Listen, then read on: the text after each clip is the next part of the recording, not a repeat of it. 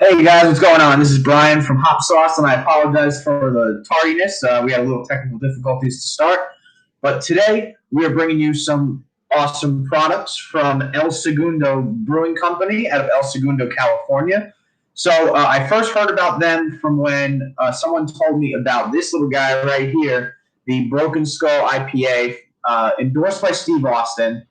So I've been trying to do it for a while. I was going to do a whole episode on celebrity endorsed products, and we were going to do this one and a couple other beers that either have like collaborations with a band or have a collaboration with a celebrity or the company's owned by a celebrity. But it got pushed aside for a while, and I apologize about that. Maybe I'll do another one in the future. But these guys, so I went to the store and I saw a bunch from these guys, and I decided it was finally time to give them their spotlight. I went on their website, and not a lot of history on them. So a lot of what I'm going to read off for you guys is going to be from the cans, and we're going to be talking a lot more about the beer itself than actually like the company. So like I said, they're from El Segundo, California.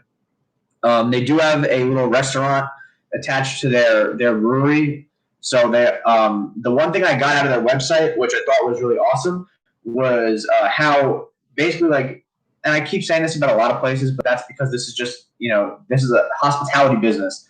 Beer was meant to be, these breweries are basically their whole business plan is to make people happy and to basically, create an environment in which people want to come to all the time or people want to go to, when they want to have fun. And that's what they want. And they're looking forward to having people start coming in again. I know with the COVID right now, in a lot of places, they can't have indoor seating. They can't have people in the brewery right now, but I know they're looking forward to it. They do hold events. They do a lot of other stuff. They do releases and stuff like that. So without further ado, we're actually just going to go straight into the beer today. So for anything else like on their brewery, on their location, you can go to their website. I put a link in the description to their website. They have merch. They have their tap list. They have everything that they're willing to ship or deliver or anything you want to pick up, they'll have down there for 4 and 6 packs of beer. So we picked 3 different styles. Now to start off, I want to talk about the artwork. So we're going to move this guy to the side because he's the outlier here. Most of their cans on their basic products are going to have this style, this Western, soft, like almost like skin tone colors, some darker colors. Then obviously Broken Skull is going to be a little bit different, but same concept. Not so as much as I am a sucker for artwork. I do respect the fact that they continue a trend. They don't try to like go out of their way to do anything different. But then they do something like this, the No Comply, and it's completely different. This is to me a very basic style. They took a theme, they took what they wanted to get out of the product, and they put it on the can. This was something that they made. They said, we got to wow people. We got to, draw someone. This because honestly, like if it wasn't for the fact that I read the label, I would never have known this was from El Segundo Brewing. This is also a collaboration with Rip Brewing or Rip Beer Company. Sorry. So most of what they do is IPAs. It says on their website, and it actually says in the description for the Casa Azul Lager Obscura. So for those that don't know, Casa Azul means blue house. So this is 4.6%. On Beer Advocate, they gave it a 3.87. There was no pro score, so it was only based on what people on the website rated it as. And like I said, most of their stuff is IPA, so kind of what these two are going to be their bread and butter. But we're going to see how their lager fares. So every can has a little bit written on the side, so I'm going to be reading everything to you. We built our name brewing clear West Coast IPAs with an exorbitant amount of hops. So the last thing you'd expect from us is a GABF gold medal winning malt forward amber lager. Yet here we are. If malt is your game, this lager is your Huckleberry. They do I think they have like a Huckleberry IPA, I think is what it's called. Shit. I'm trying to see what else they got on here. It's cool. They got a lot of information on the can, which is awesome. So if you want to learn a lot about what they do and their products, you'll definitely get it from the can. It's not on the website. So here we go. So coming in at 4.6%, this is basically going to be like your lighter beer, something that you can drink. Ooh, sounds good. I like it. So right off the bat, exactly what they exactly what they advertise, an amber lager. It's not. I do like actually poured really nicely. So let's get the taste going.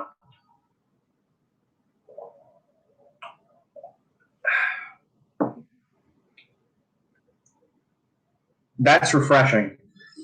Now, the good thing about this is because they do a lot of IPAs, it's going to be heavier, hoppier, a lot more bitter. This more malty lager is actually really, really nice. And I can see people drinking this, buying a 4-pack or a 6-pack, and enjoying themselves. Let me readjust this camera so I don't have my head cut off here. I like it. I can see myself going out to a barbecue right now. I know Labor Day is like right around the corner in a couple weeks. I can see myself bringing this to a barbecue and enjoying myself, with burgers and fries or hot dogs, whatever you're going to make at the barbecues, ribs.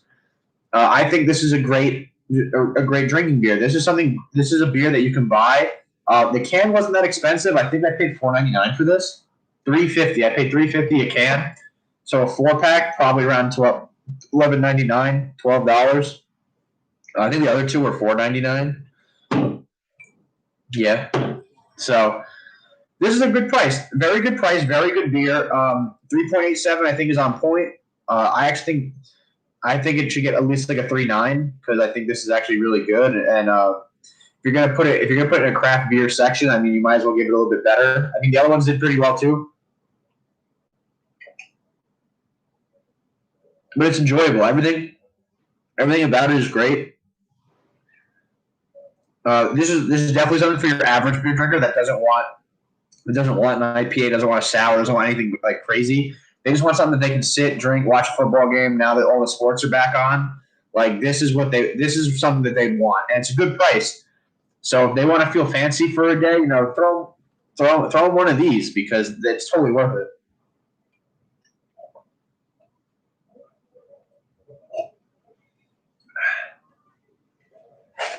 So the next one is going to be the celebrity endorsed beer.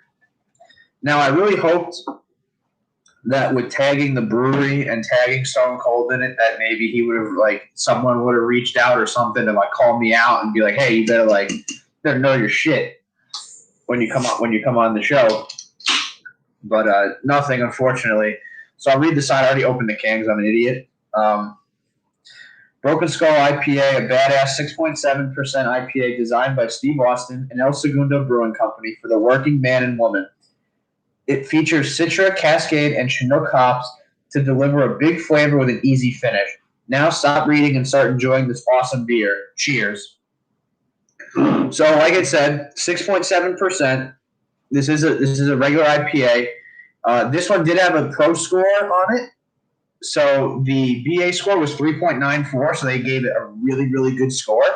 And the pro score was 86. So still up there, but not in the top tier of beers.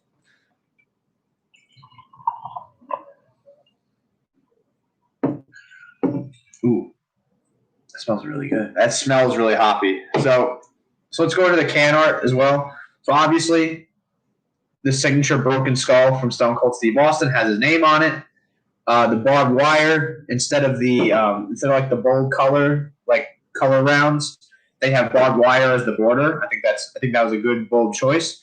I like the blue better. If you remember from Stone Cold from his wrestling career, if there was any accent colors on his vests, because I know a lot of his vests were black, it would have been a darker blue or the skull or the white skull with the red eyes. So obviously the color scheme is really nice. It works well on the can. It's very easy to look at. It's not very you gotta color coordinate right, or else people are gonna it's weird for the eyes. So right off the bat, this is actually pretty light. I'm actually a little surprised. Very see-through. You can definitely see through it super easily. It smells really hoppy. It says easy finish. We'll see about that. It does say it's going to have a lot of bold flavor to it. So let's see if we can get a little bit of that flavor in there.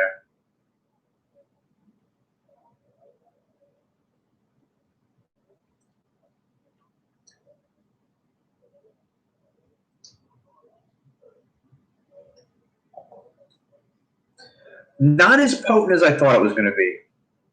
I really thought there was going to be more to this beer. I don't know why. Maybe I hyped it up because it was a celebrity endorsed beer. But it's very, very basic. Just a regular standard IPA style, just chock full of hops, and the finish is very easy. This is a very smooth IPA. At 6.7%, I'm not surprised.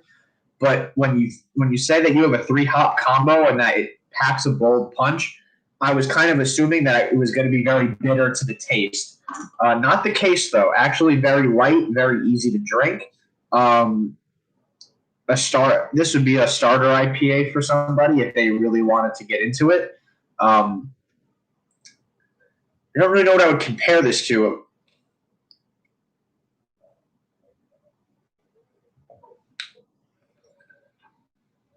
I don't know. There's not much going on in it, really. And it's very big. I mean, I like it, but not as much as I thought it was going to be. I really was expecting more out of this. So like I said, I was given a 3.94 with an 86 pro score. I really didn't think this was that amazing. I'd actually give it like closer to what this guy. At least like the Azul, it for what it is. There's a lot going on, and it's really good. And it's above. I believe it's a cut above the rest in its category. The Broken Skull IPA, very, very simple. I don't know. Like, I would probably give that closer to like a 3.8, like a 3.86, a 3.87 than a 3.94. I mean, granted, for non-IPA drinkers drinking this, probably would be better because this is not that hoppy to me. But I'm like curious to try the next one, the No Comply, the West Coast style.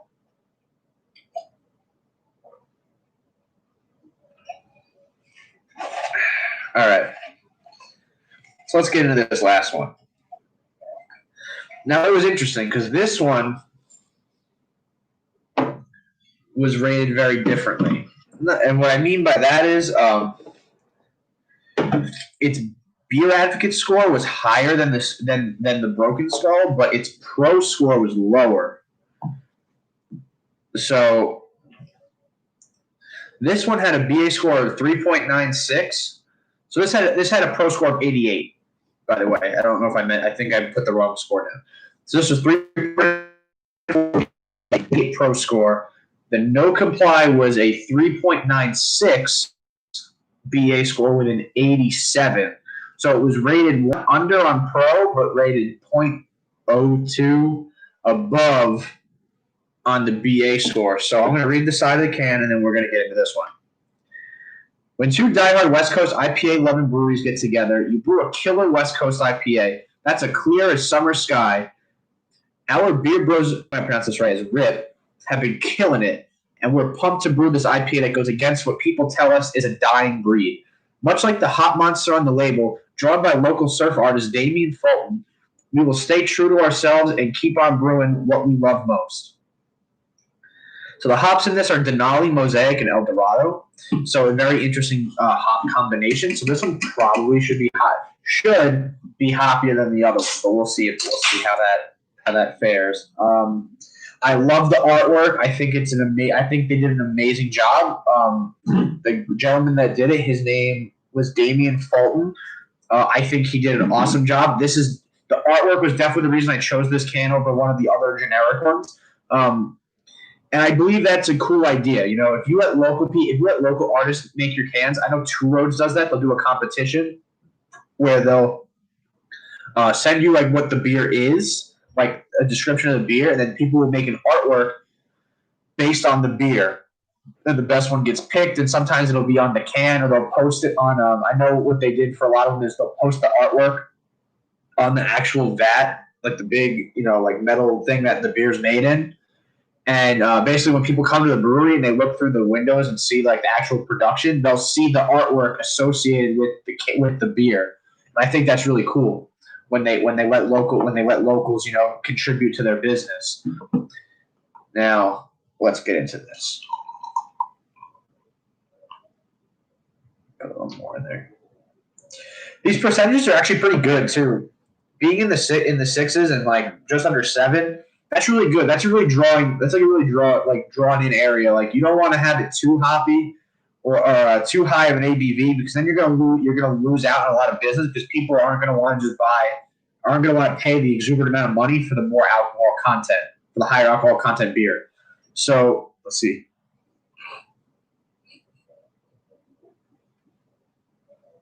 So the scent is a little bit more subtle than the Broken Skull. Definitely still clear. You can see what's going through. Looks great. Actually, they talk about summer. This looks like a summer's day beer right here. So let's try this out. Let's see if the flavor on this one is comparable in like how light it is to the Broken Skull, or if they really just hit it out of the park with this West Coast style. Don't drink too many West Coast style IPAs, especially being from the East Coast.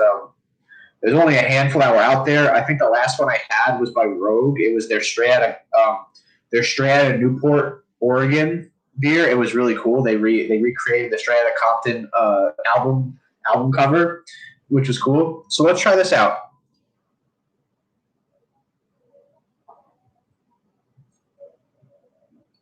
Definitely more going on.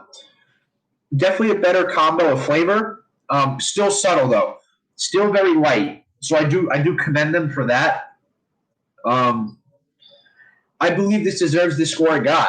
The 3.96. This is very good. West Coast style IPAs, some people think it's a dying breed because it's like, oh, what's the difference? There is a difference. So West Coast style IPAs tend to actually have like a distinct taste to them. And like New England, if you ever look at like New England style IPAs, because that's like the Eastern equivalent to like a West Coast style, like New England styles are very hazy, very, like a little bit thicker, cloudy. They give you that very like, I hate to compare it to this because the taste is not the same. It almost looks like an egg wash kind of thing going. Like it's like a little bit more yellow, like can't see through it, stuff like that. Whereas West Coast styles tend to be very, very clear, very, very light, but that the flavor content is very complex. And it has to do with the hops they use in it because that's what gives it a lot of its flavor. There is no added citrus. There is no added anything to these. These are just straight up IPA styles with the hops in it. Now, what you're tasting in this prominently is the mosaic hops. Mosaic hops give almost like a citrus flavor, but not really. It's kind of off citrus, which sounds really stupid, but like that's the best way I can describe it right now in my head. But I like it a lot. I actually do like this one a lot. And I'm not a very big West Coast IPA drinker, but this one definitely is a cut above the rest. I would love to go to their location and meet these guys and talk to them a little more and give you kind of a history on them. And maybe when everything opens, I know I keep saying this and it's just the truth right now. And unfortunately, like I have to keep saying it or else I'm going to forget. But once the breweries open and everything opens up for in-house service, I will be reaching out to these places, and I do want to like do live shows at the breweries, see if I can get them to come on the show, talk a little bit about their process, what makes them different from everybody else, and it's just something that might just be more fun for you guys. I know it's been fun having people on the show with me to talk about it. I know we had Mario 2 weeks ago. We had Zhang and Kat last week with the mixed drinks, testing my bartending skills. Sorry.